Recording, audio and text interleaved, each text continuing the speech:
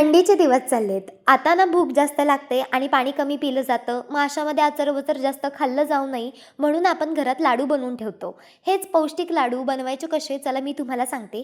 अगदी तुम्हाला बल्कमध्ये बनवायचे असेल तरी अगदी व्यवस्थित रेसिपी आहे. तुम्हाला सहज समजून जाईल. नमस्कार मंडळी, welcome back to my channel. कसे आहात तुम्ही? Tell me the comment section below. तुमच्यातले बरेच जण मला पण विचारतात, तू कशी आहेस? मी अगदी मजेत आहे. चला तुम्हाला सांगते. सगळ्यात आधी तर खारीक आणायची, ती फोडून घ्यायची, बी सेपरेट करून तुपामध्ये छान घोळून घ्यायची. आता इथं दुय्यम प्रश्न जो उभा राहतो तो खूप जणांना तुकडा खारीक आणतात जी ऑलरेडी फोडलेली खारीक असते. त्या खारकेला फोडून ऊन दिलेलं असतं त्याच्यामुळे त्याच्यामध्ये असा जास्त चिकटपणा नसतो. त्याच्यामुळे लाडू करताना तितकासा चिकटपणा येत नाही आणि आपल्याला जास्त तूप वापरावं लागतं. तर त्याच्यासाठी काय करायचं, आपण स्वतःच खारीक आणायची, फोडायची आणि ती दळून घ्यायची. अगदीच जर तुमच्याकडे वेळ नसेल तर ती खारीक वापरा जास्त तूप वापरून. याचा दुय्यम भाग म्हणजे आता शेंगदाणे. जसे आपण कुटाला परततो शेंगदाणे तसे परतून घ्यायचे. आता शेंगदाणे काही नुसते मिक्सरला बारीक करता येणार नाही, गूळ टाकावा लागणार. मग गुळाबरोबरच दुसरे ड्रायफ्रूटसुद्धा आपण लगेच तुपामध्ये घोळून घेऊयात. त्याच्यासाठी इथे मी बदाम घेतलेत, ते सुद्धा तुपामध्ये छान बारीक भाजून घ्यायचे.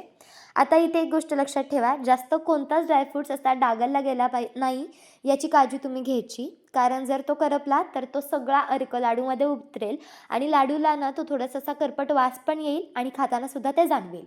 ड्रायफ्रुट्स अगदी तुमच्या आवडीने घ्या. आता शेंगदाणे नुसते बारीक करायचे नाही आहेत आणि नॅचरल त्याला शुगर देण्यासाठी इथे मी खजूर वापरलं आहे. खजूर आता इथं 2 प्रकारचे असतात. एक म्हणजे तो चिकट खजूर असतो आणि एक हे सुट्टा खजूर असतो. मी ब्लॅक क्राऊनचा सुट्टा खजूर वापरते जेणेकरून निवडायला सुद्धा सोपा जाईल आणि बारीक करताना मिक्सरला सुद्धा काही प्रॉब्लेम येणार नाही. मग दाखवल्याप्रमाणे सगळं थोडं थोडं घेऊन मिक्सरला बारीक करून घ्यायचं. आता इथं खोबरंसुद्धा अगदी तुपात घोळून घ्यायचं आहे. आता खोबऱ्याचा विषय काय असतो, एकदम मंद आचेवरती भाजावं लागतं आणि दुसरं म्हणजे जास्त डागलला गेलं नाही पाहिजे, जसं मी तुम्हाला मगाशीच सांगितलं.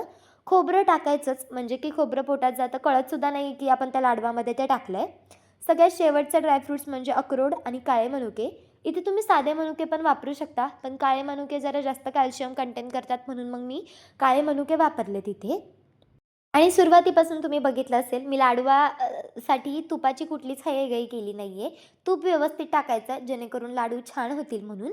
आता डिंक जो आहे ना, तो 1 वाटी डिंक घेतला होता मी. तो सुद्धा तुपात छान फुलवून घेतला आणि त्यानंतर खोबरं वेगळं बारीक करायचं आणि अक्रोड आणि काळे मनुके वेगळे बारीक करून घ्यायचे आणि त्यानंतर सगळे एकत्र बारीक करायचं. कारण काळे मनुके आणि अक्रोड आहेत ना, त्याला तर थोडंसं असं तेल सुटल्यासारखं होतं आणि ते जास्त लवकर बारीक होत नाहीत. मगाच्या खारकीच्या मिश्रणमध्ये हे सगळं मिक्स करून घ्यायचं. छान हाताने मिक्स करून घ्यायचं ह्याला आणि तुम्हाला वाटलंच खूपच जास्त खडबडीत झालं आहे तर तुम्ही पुन्हा एकदा ते बारीक करून घ्यायचं जेणेकरून जास्त तूप टाकावं लागणार नाही. आता सुरुवातीपासूनच बारीक करत असताना ना मी बारीक करूनच घेत होते जास्त.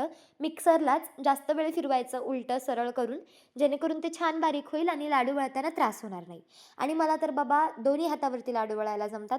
तुम्हाला जमतात का ते मला कमेंट्स करून सांगा. तयार आहेत आपले लाडू. काळजी काय घ्यायची फक्त की एअरटाईट कंटेनरमध्ये ठेवा जेणेकरून ते जास्त दिवस टिकतील. आरामात 2 महिने लाडू टिकतात. रेसिपी कशी वाटली कमेंट्स करून नक्की सांगा मला.